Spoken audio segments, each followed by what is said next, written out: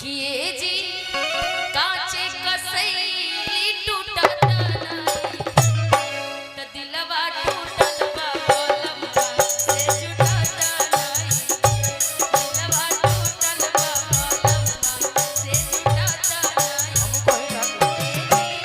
काचे कसैली टूटत नहीं काचे कसैली टूटत नहीं दिलवा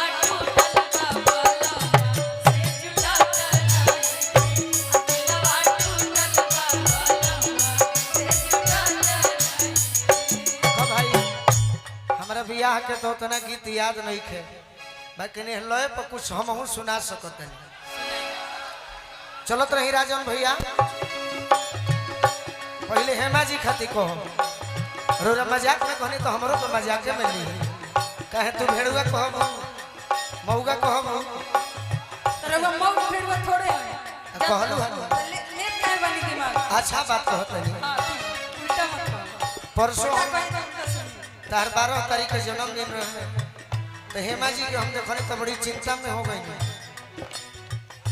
कौन इसके बा ए हेमा खइबू न पियबू मोटइबू कइसे ए निशा खइबू न पियबू मोटइबू कइसे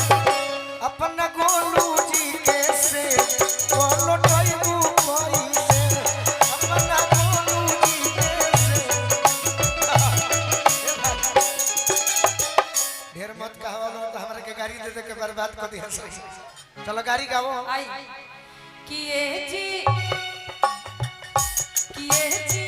गोलू के यार गोलू कहत रे हम कहते हैं तो खरा एक बेर धइले बनी किए जी गोलू के धोतिया कमाल कइले बा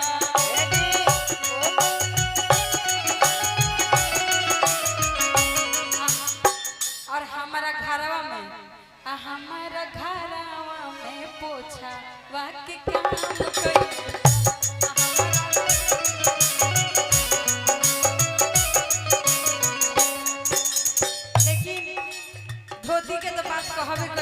तोर मर्दा लागेला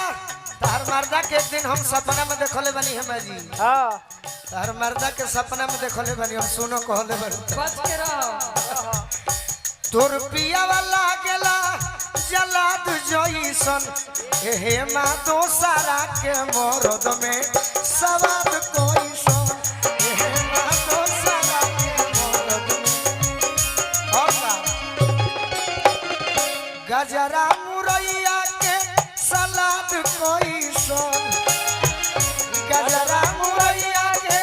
अपना है भागो कोइसन ए भाई हम परंपरिक नु गावतनी हो। हां जी खराब अगर लागी तो कहब सबे ज्यादा हम ना कहे से पहले अब कह अब तू ना सुन कहो भाई जे खड़ा आई है ने चलो खड़ा भाई चल हां अरे सखी दोसरा के मरद में